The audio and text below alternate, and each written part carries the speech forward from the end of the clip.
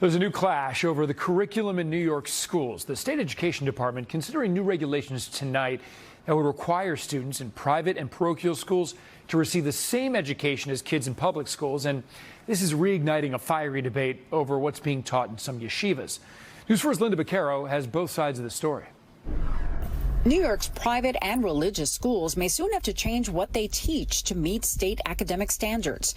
The move comes amid criticism of some Hasidic religious schools known as yeshivas. Yossi Newfield attended a yeshiva in Brooklyn and is now with a group called Yafet calling for changes. They don't teach the English alphabet. They don't teach mathematics. They don't teach science. They don't teach algebra. A spokesperson for the education department says New York state law requires every child receive an education that allows them to fulfill their potential and teaches them the skills and knowledge needed to contribute to society.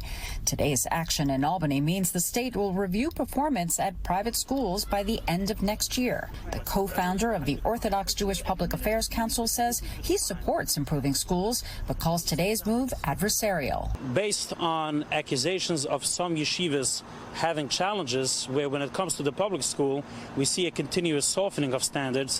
He pointed to state test scores showing that only 45% of students showed proficiency in English and language arts and 46% in math. He said any lower test scores for yeshiva students who study Hebrew would be better compared to English language learners, only 17% showing proficiency in math. The biggest mistake that state leaders make at this time is the adversarial approach that they have to everything, rather than saying, all right, let's see what works, let's see what does not work, let's see what we can make work together.